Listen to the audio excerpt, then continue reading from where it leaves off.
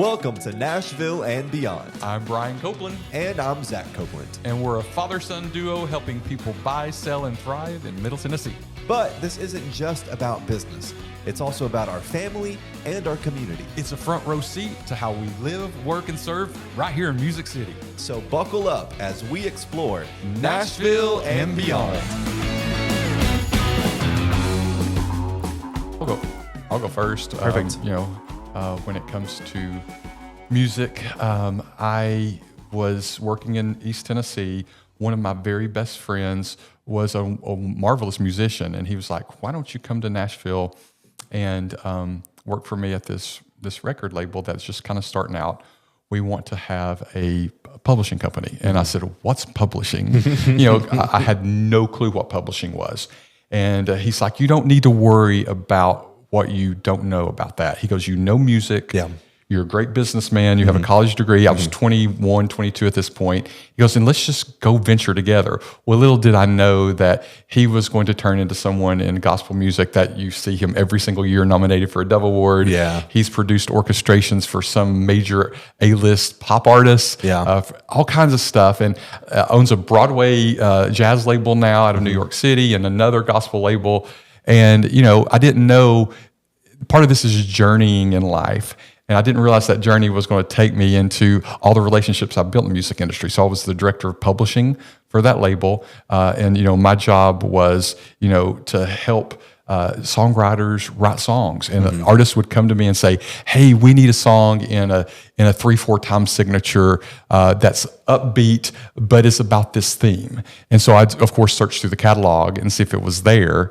And if not, we would set up co-writing. And so I had people who had been on the Grand Ole Opry that I worked with who were kind of in their songwriting years. Some people I had grew up. Lord, I'm not East Tennessee's coming out. Some people I had grown up listening to in their songs, and sitting down with some of those songwriters that I listened to as a kid and going, "Oh my gosh, you're going to be working with me now," was a big honor. So it was a fun job. And there's a lot of, memory things I remember. And I think this has a lot to do with some of the people that we work with who come to Nashville. I remember sitting at my desk one day and the phone rang, and this guy was on the other line. He said, "Hey, I've moved here." And I was like, "Well, who is this?" And he goes, "I'm so-and-so, and I've moved to Nashville to be a songwriter." And I was like, "Have you talked to," I started naming some of my colleagues' names, and he's like, "Nope, I'm just here, and I've moved here, and I'm living in a hotel on Trinity Lane." 1 in 10 people in Nashville, by the way. Yeah, and it was like, oh my gosh, we call that unsolicited material. Yeah. We don't take unsolicited material because if you do, you're going to have stacks of music. And, to hear the disappointment in his voice, and you're saying, "Oh, Brian, you're heartless." These were the kind of things that we had to deal with every day. Yeah. And I think a lot of people come to Nashville with their musical dreams, and I love these people. We get to hear their stories, and because many of them are waiting at our tables and all that kind of stuff. But, that was an interesting story to go through. Well, talk to me about the digitization of catalogs. Okay. Oh, yeah. I would love to hear that story. So a lot of people, I started in the music industry before, we literally had cassette tapes. Yeah. Compact discs or CDs were first starting to be burned, but there was no digital files really out there. Everything was analog, and we were a new publishing company. And so Napster started coming forward, and people were saying, "Well, this is interesting. It's illegal, all this stuff." But it's like, what part of this can we use? Yeah. And so I said, "We got such a small catalog, I can probably digitize this if I can figure out how to do it." So I remember calling Dell, it was Gateway Computers back then. Okay.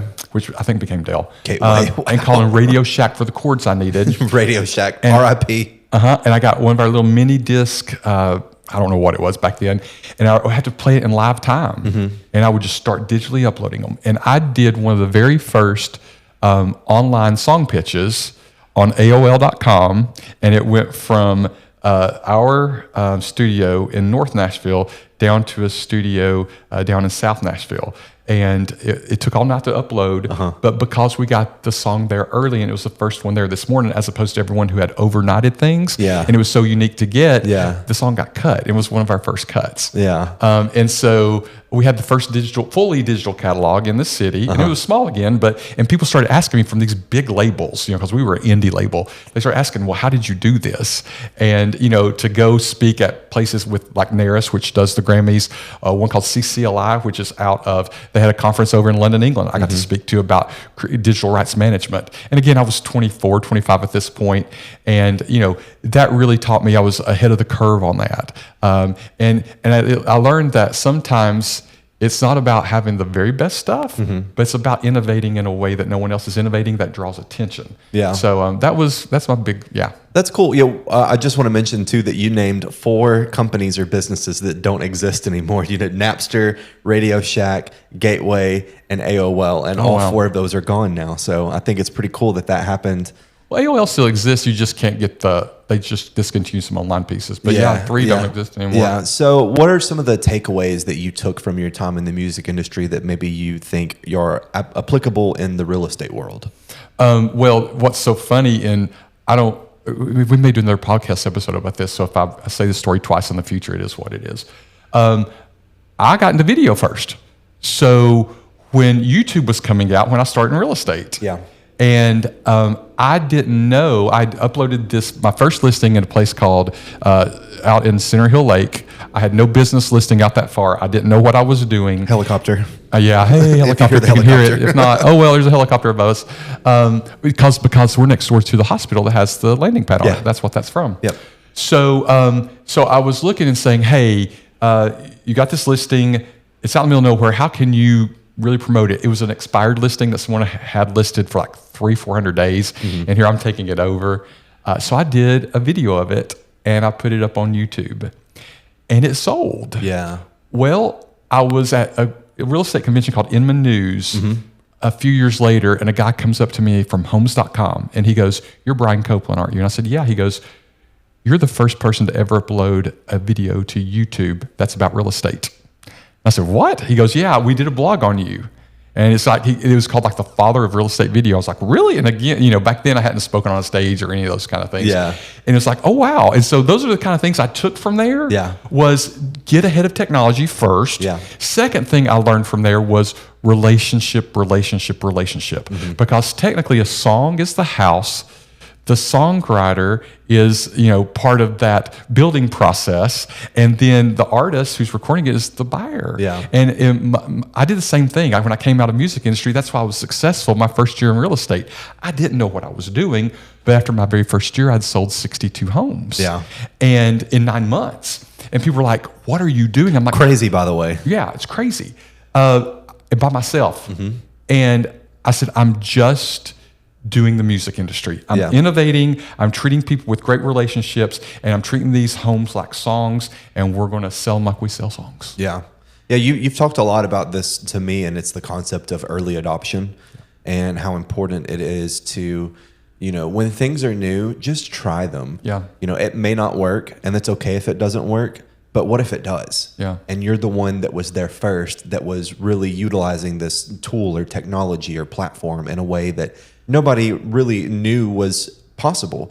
And obviously that helped you out a lot in the music industry career that you had, and it helped you out a lot in the real estate career that you had too. So bravo. Yay. Good job, Dad. Proud of you. Well, in early adoption, we 2-3 episodes ago, we talked about AI, and, and I even struggle with certain adoptions. So we all get it. And, we talked about that. So I want to hear your story now. So for me, music has just always been a part of my life. I can't say that I grew up in a musical house, because while I did, when I spent time with my sperm donor and got to go to his house and play the piano there, singing definitely wasn't something that happened in the home. My mother couldn't carry a tune in a bucket. No one in my family really sang at all. My grandmother, my mother's mom, had a trumpet. It's really technically it's called a cornet, but it's a kind of trumpet. A what? A cornet, cornet. Never heard of that. And I still have it. It's at my house today. That she bought in 1945. So it's coming up on being almost a 100-year-old instrument, and I don't even know if it still plays anymore because I don't touch it. But I did play trumpet in middle school band, and then like most trumpet players in middle school, I switched over to the French horn in high school, and marched French horn and mellophone, and played that in the symphonic bands in high school and in college. And when I was getting ready to go to college, I had no idea what I wanted to do. I knew, well, the only thing that really I'm good at is music. And so I thought, well, let me just go to school for music. And so I went to a small town college in Arkansas called the University of Arkansas at Monticello. It's not the University of Arkansas, but it's part of the U of A system. Okay. And the town had 3,000 people in it. So itty bitty town. And to me, that was still a large town because where I grew up was less than 1,000 people. And so I thought, I've really made it. I'm here in the big city now because there's a Walmart here, and there's there's all this stuff here. There's more than one. There's a Holiday Inn. There's more than one traffic light. So I thought I had made it, and was really fortunate and blessed to have some amazing educators at that school who really instilled in me a lot of great values that are really part of the core of who I am as a musician today. And sorry to interrupt, but I remember finding them on YouTube, you playing in college. Because again, we weren't family at that point, and I bawled my eyes out watching you play. Yeah. Because you were you could tell you've come so far from those videos, and you were just a scrawny little skinny booger. Yeah, I was 100 pounds soaking wet, and I even at that point I was probably one of the best players that school had ever had, but I wasn't that great. Yeah. But, when you're in a town in Southeast Arkansas, there's just the talent pool is pretty limited as it is. And so it felt good to be there and to be the star, quote unquote, of the program. And so, studied jazz piano while I was there. And after I left college, ended up working on cruise ships. We had talked about that in a previous episode. Got the gig because one of the professors at the college knew that I was looking for work in the music industry, and was friends with a guy named Frank Suman, Rob Suman. Suman Entertainment Group is the company that I worked for. I forget what the guy's first name was, but they're based out of Miami, Florida, and they had basically a gig booking musicians on almost every cruise line in the world. So you've named it, and I worked on it. Holland America, Royal Caribbean, Princess, Celebrity, Norwegian Cruise Lines, all of these, all these major cruise lines, I've worked on them. And so I got the call for this gig, and he was like, we want to have an audition. So I did the audition, and I got the job. And they said, well, you've got the job now. You're on the roster. And that's what you got the job meant. It didn't mean that we have a gig for you. So I was part of the roster. Well, about a week later, I get a call, and they say, hey, we've got an opening on a ship, and we think you'd be a good fit for it. And I said, okay, great. Where is it? And they said, it's in Hawaii. Oh, wow. And so here I was, had never left the state really. Had spent most of my life in small towns in Arkansas. Maybe had traveled to the Texas side of Texarkana for a football game. Maybe had been down to parts of northern Louisiana for a football game in the college. And ended up getting on a plane and going to Hawaii. And so I spent a 6-month contract was normal. That's a normal contract period for a cruise ship worker. Spent my first 6 months in Hawaii, and it was like night and day. It was like my eyes had been opened to this world that existed beyond small town, and a totally different culture, a totally different kind of people. All of the actors and dancers on the shows on the ship were people that were, either from Los Angeles or New York or Miami. Yeah. And so they had a totally different view of the world. They were accepting of queer people. And I just felt like $1 million the whole time I was there. Had to learn so much music because, of course, I was 21 at the time, and I was playing in piano bars. And these little old ladies who were 90 years old would come up to me and say, hey, young man, my husband and I are celebrating our 50th anniversary. Can you play the song from our wedding?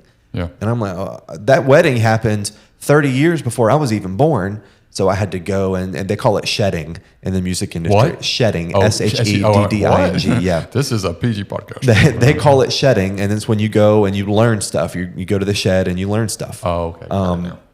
And so I learned tons and tons of music, and most of it ended up being things from the 20s and the 30s and the 40s and the 50s.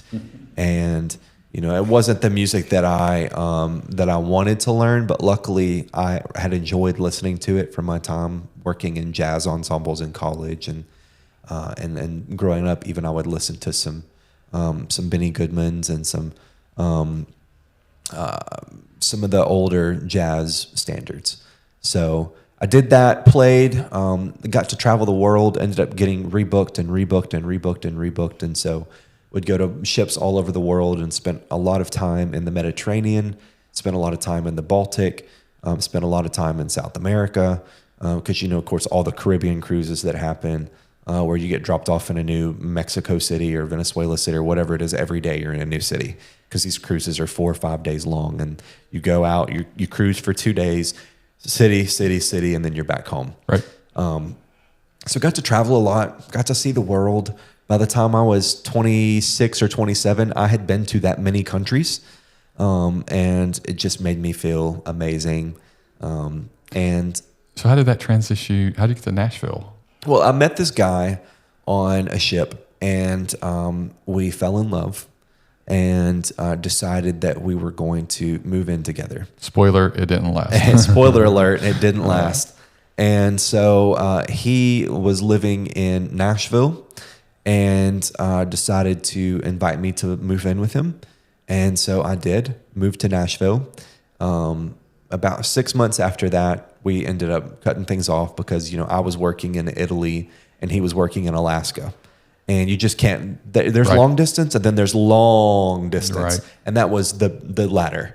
And so, the relationship just didn't work. We couldn't make it work, and that's fine. It is what it is. We were great friends for a while after that, and we're still acquaintances now, and I still check in on him from time to time. But yeah. But I ended up moving to Nashville, and, over the next few years, spent time in Nashville, worked in hotels because, I thought, well, I'm a pretty hospitable Southern person. I can work in hotels. Right. And so did that for a while. And then one day, a friend of mine gave me a call and said, "Hey, I just got a call from this guy. I think he's from the UK or something. He's from London. He's got a British accent. He wants me to go out with this artist. I can't do it. I'm already booked up. Would you be interested in auditioning?" And so I said, "Yeah, sure, I'll audition."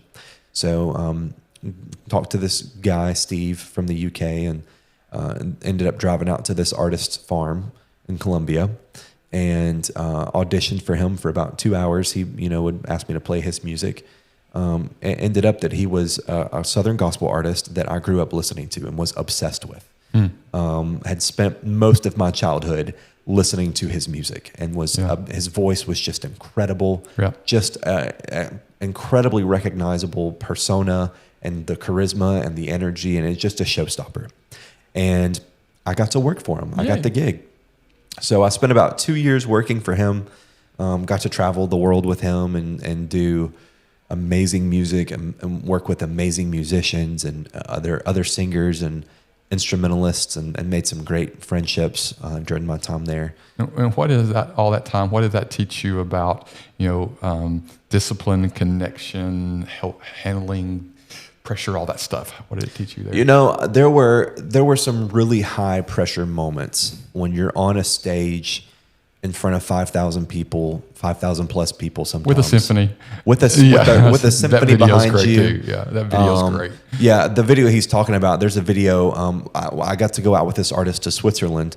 We did a tour, and we were in Switzerland, and I'm on stage, and there's a full 200-piece symphonic orchestra behind me, and then a 400-person choir behind the symphony. And then a huge audience. And huge audience. And we're in this huge arena, and the back wall of the arena behind the orchestra and the choir is a huge glass window, floor to ceiling, like 20 feet tall and probably 100 feet wide. And they had it curtained off while we were doing all of our rehearsals and stuff. Well, then they opened up the curtains the night that we came to perform, and just casually, there's the Swiss Alps in the background of your concert.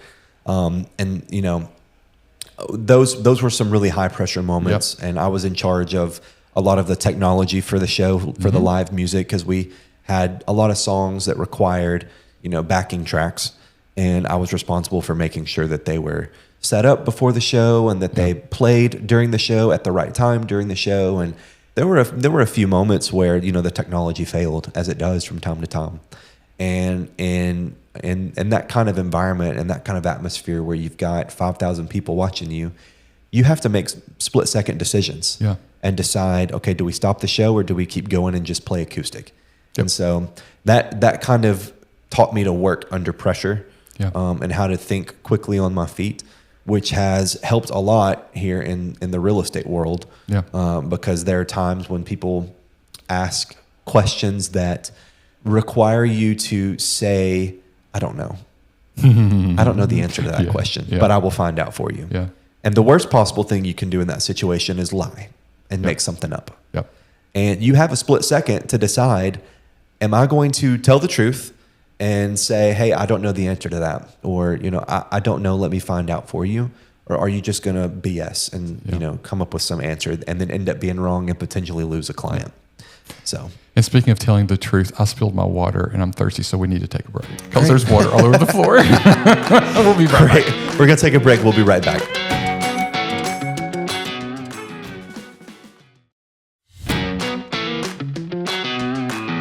All right, well, I got my water. I'm ready to go back, so break's over. But yay, I can't believe I spilled all that. I feel bad. It's all over the floor. Security, get him out of here. So we were talking about music. You heard my story. I heard your story. So let's talk about Nashville a little bit.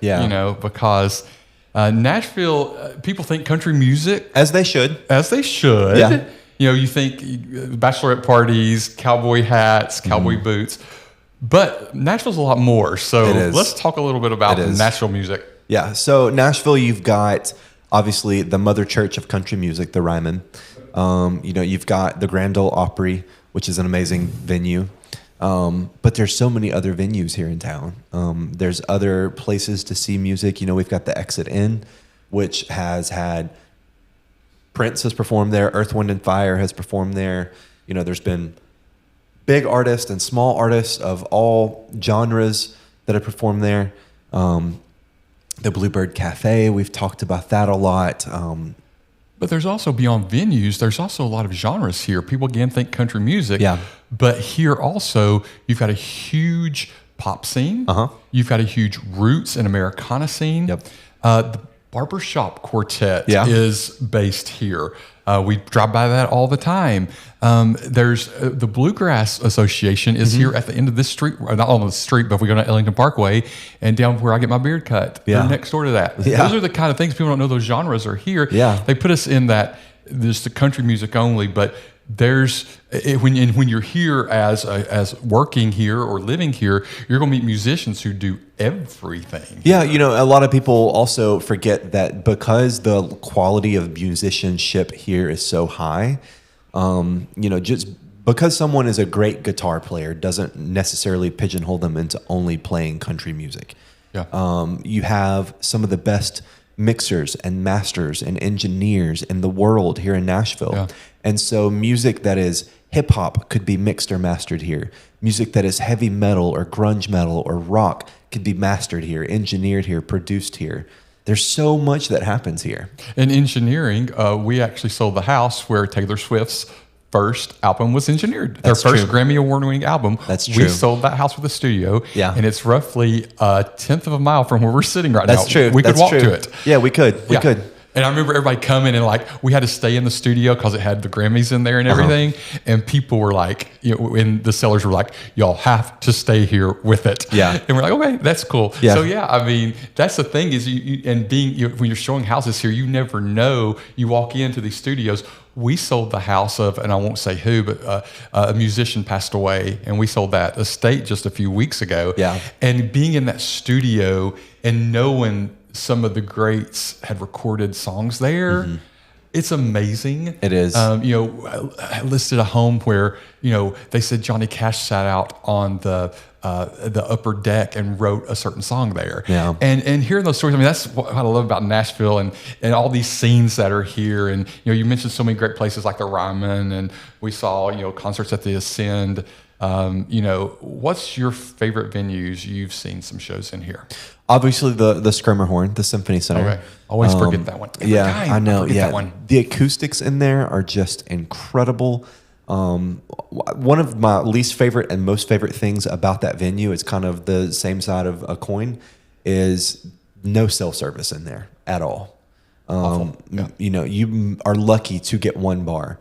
And that's great because while you're there, you shouldn't be on your phone. You're there to enjoy some people who are truly masters of their craft, pouring their hearts out on the stage. One of my favorite shows that I've seen there was 2 or 3 years ago. Micah and I went to go see the Black Panther in concert. Mm-hmm. We got to watch the Black Panther movie, and one of the original recording artists who played some of the African drums that was in the movie ended up being there and playing the drums live for us while we were there. And so to see that show live with that musician live was just amazing. It was amazing. What about you? Which one of your favorite venues in town? One of my favorite venues closed, and believe it or not, it was a restaurant, Sambuca in the Gulch. Oh, yeah. They had great jazz. I remember going to the bathroom in there and going, oh, listen to this music. It sounds amazing. Mm-hmm. Music. Right. And then I walked out. It wasn't music. Mm-hmm. It was the live from the stage. Yep. That's how great it sounded. Yeah. So I love going to Sambuca, and just for that,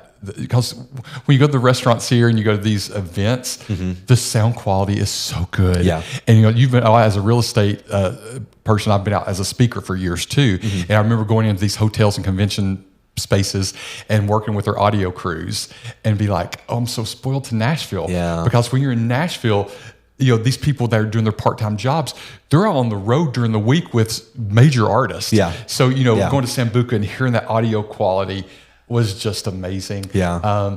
I'm not a big fan of the concerts that are like in Nissan Stadium. They kind of turn into sing-alongs, and I just don't. That's not my concert experience. Yeah, I want. I'm the same way. I'm there to hear the artist, not you. Yeah. I'm not a big fan of the sing-alongs, but Yeah. Speaking of audio, I want to give our listeners a tip. Okay. If you go to a concert, or if you go see a show or theater, anything like that, I know this one. One of the best places to sit is as close as you can sit to where the sound engineers are, especially if they're out in the house. Typically, they're in the middle, and they're about midway back. People think the front row seats are the best. Visually, that may be true. But acoustically, if you want the best acoustic experience when you go to a show, sit as close as you possibly can to the sound engineers and the sound guys. And we talked about this in our first episode of Getting to Know Us. We saw Toto, and we moved to seats right in front of that. And then we go see Jacob Collier at one of my favorite venues at Ascend Amphitheater. And when we were picking our tickets, you're like, I want to be here, Dad. Yeah. And so Ascend Amphitheater, as far as outdoor concert venues, is my favorite place. But again, you can get great music. Like when Sweet Cece's Yogurt was open, there were concerts there. And you'd be amazed. Go to our airport. Remember, we were flying out to somewhere, and that girl was singing, and we had to go talk to her. Incredible. Oh my gosh, this is in Nashville. Yeah. So, we in other cities, you're thinking about music venues being, the auditoriums or arenas, or not necessarily here. Yeah. Some of your best music doesn't happen at the biggest venue. So, we talked about the bigger ones, but there's a lot of small ones too that are just great. We had also mentioned, I think last week or the week before, we talked about the Nashville Accordion Society. Yeah. At the Bavarian Beer House at Opry Mills, of all places. They have live music, and sometimes it's polka, sometimes it's more jazzy stuff, but it's always great music. And that's almost any restaurant that you go into town, you can find good music. Even further outside of town, like in Murfreesboro, Micah does shows at a place called Tipsy Thai. Yep. And it's this great Thai restaurant, and he and his band, the Pink Chihuahua, are there. Oh, he's gonna love you for that. Yeah, he and his band, the Pink Chihuahua, Every are there. month, yeah. You gotta go see them when they play. They're great. They're young musicians, but they are awesome. They are awesome. They are. So, yeah. And it's everywhere like that. So, we were talking earlier about some of the stuff that's come into our real estate life with it, and we were talking about listing studios. And have you seen anything interesting when you've been out showing that was music oriented? Or? It's you can flip a coin, and it's heads or tails whether when you walk into a listing, if there'll be a platinum record on the wall, or if there'll be Grammys on the desk somewhere. Obviously one of my favorite things when we go into a listing is if they have a piano, a grand piano. I'll always sit down and play it every single time. We're closing the house soon, and you actually play the piano. They weren't there, and I took video of you playing the piano and sent it to the sellers, and they were like, "Oh, we love this piano hasn't been played," and they told me it was really out of tune. You're like, "It's not that bad," so it made them feel really good as they moved to their new house. Good. It's funny because when you're showing houses, we've got one we're listing this week that the guy has played for the symphony, and spaces for pianos when you're looking for houses here. Yeah. I mean, and the weirdest things when you're showing houses here, and these are things that people in other cities don't understand. There's certain lighting things you got to be concerned about where the sunlight comes in. It can't be. It's got to be in a certain room as far as you can't get upstairs. Yeah. And some people don't want to have keyboards; they have grand pianos. Yeah. And in Nashville, you'll see a lot of converted dining rooms. It's funny when you're looking at our listing descriptions. We actually search for, there's a thing called percent search in our MLS. We'll search for percent piano, percent studio. And studio here doesn't mean like a studio, open like a hotel. We're talking about a music studio. So we've had to be really careful about making sure we name things right. Right. Because music amenities in real estate here are normal. Yeah. And a lot of people are concerned about, can they do commercial stuff in neighborhoods? Yeah. Because, in most cities, commercial business is not allowed in residential neighborhoods. Right. But here, you could be next door in Brentwood to a huge mansion, and downstairs is a state-of-the-art recording studio. It's $500,000 studio in that basement. Yeah. And there's artists coming in and out of there. So it's very different seeing here in Nashville, and we were talking about the history of like these other places, but there's things that are still happening here. And, and if you're wanting to move to Nashville and you're interested in that, you can actually find turnkey studios here for sale. Yeah, you can. They're absolutely. Here. We know where some are. We have obviously friends and colleagues in the real estate industry who know where some are as well. I want to switch gears really quickly, and I want us to talk about crossover lessons. Ways that music industry have directly affected the way that we work in real estate. So really quickly, I'm just going to give you some rapid fire questions, and I want you to tell me what you think. I'm not ready for about. these. Yeah, I want you to tell me what you think. I'll get you back in a few minutes. That's totally fine. Okay. That's totally fine. What are the similarities between reading an audience and reading a client? Similarities between reading an audience and reading the client. Gosh, you got to sit back and listen and do your homework before you go in. Like just with any audience, if you're going to sit down, you were talking about cruise ships. You had newer songs in your repertoire, but you had to learn the old ones. When we're going in with a client, I've got to know who they are. I've got to know, for example, this came up. Not every home sale is a celebration. Yeah. And we think home sales are celebrations, but some of them come with pain. That's a great point. And I had one tell me recently, I don't want to sell my home. Yeah. However, I thought this was going to be my life home with my husband and kids, but that ended. And so I don't want to celebrate. So when I was calling to say, we've got it under contract, they've agreed, I didn't say congratulations. It was more like factual. Yeah. I was showing recently someone who had a child. It's so hard to say. They lost their child at birth. Yeah. And you walk and show homes, and there's a nursery in there, and the sensitivities that have to go with that. Yeah.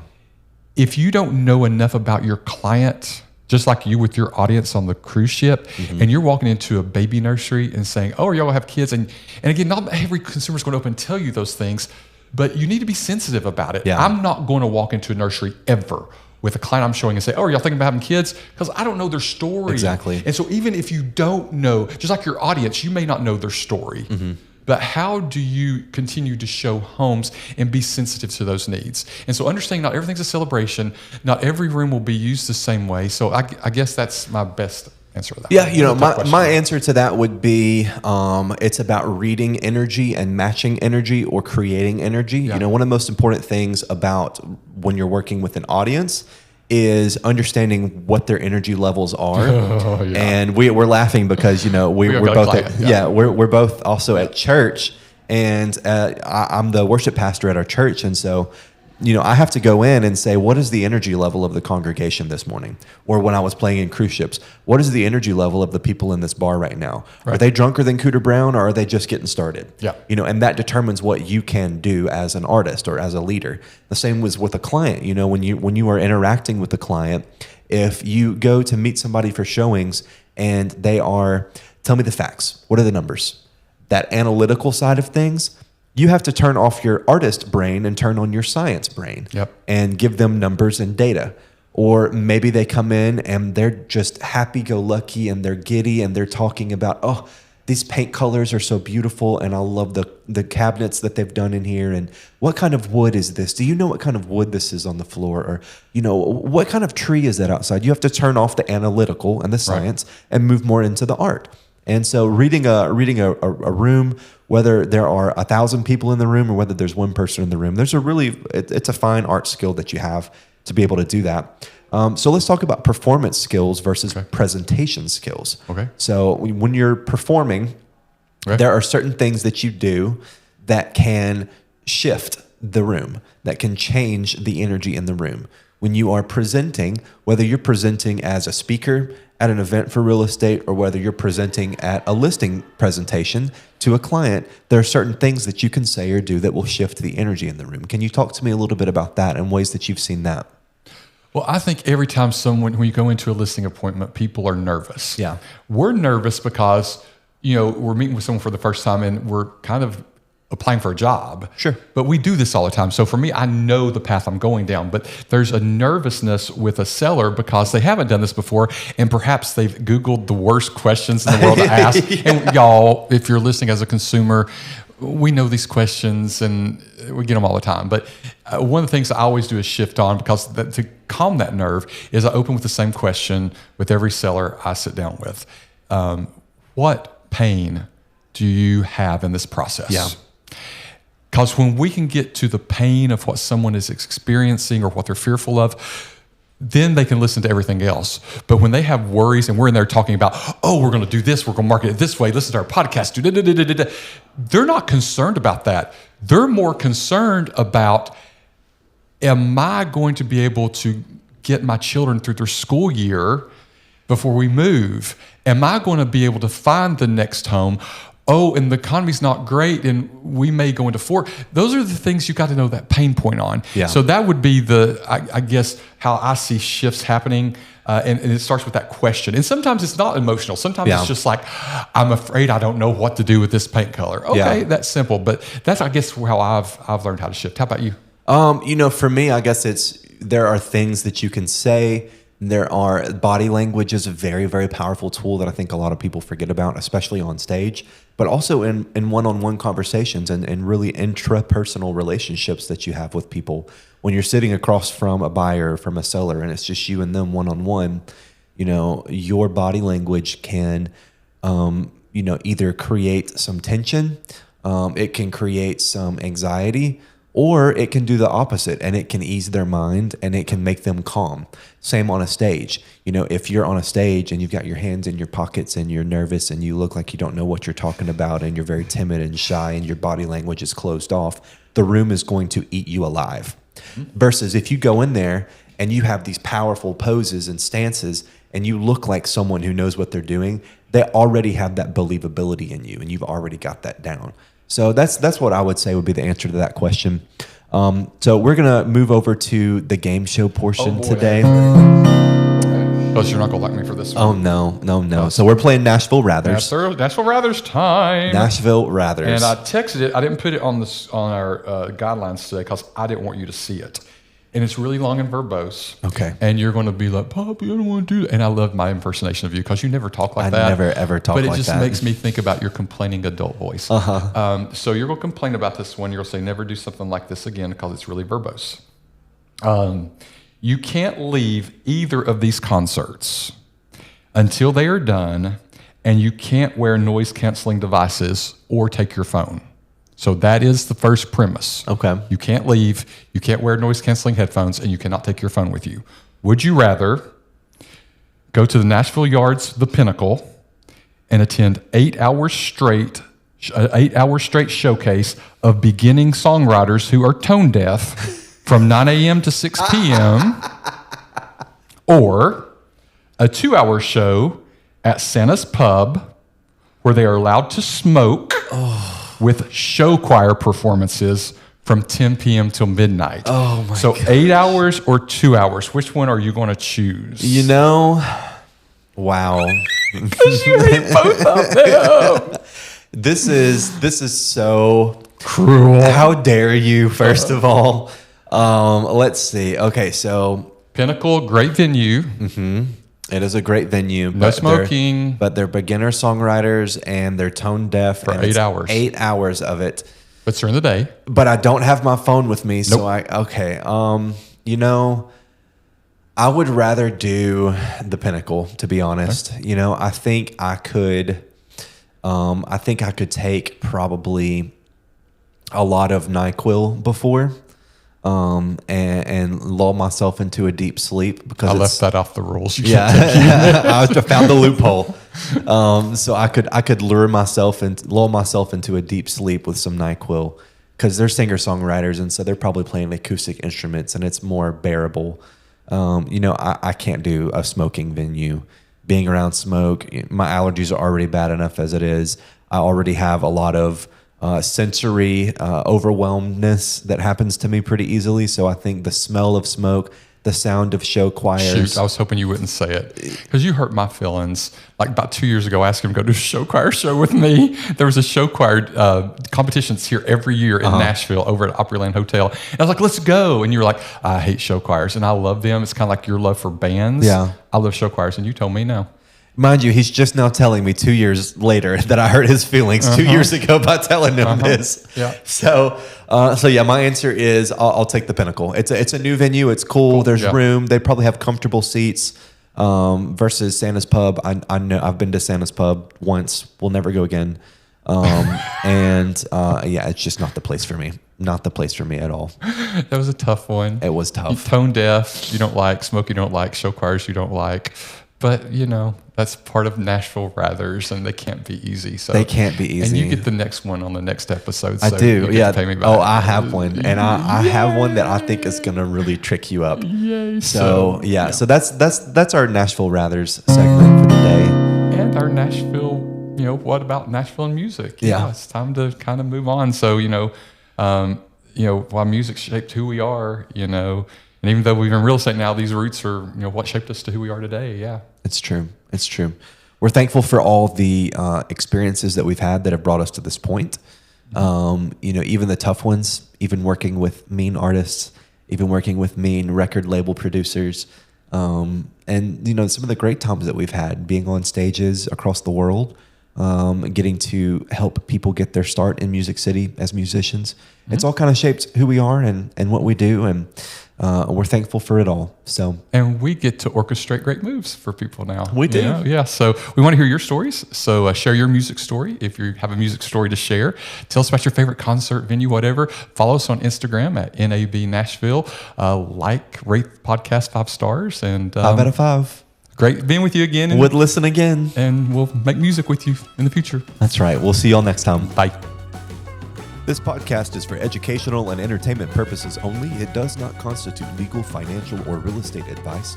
Listeners should always consult licensed professionals for guidance specific to their situation. Brian and Zach Copeland are licensed real estate agents with Compass 615-522-5100. Kevin Kennerson, MLS number 171733 with Lemingham Mortgage, is the executive producer. Engineer Mike Reeves. Music Dusty Boots by Eco Leaks. Nashville and Beyond. Copyright 2025.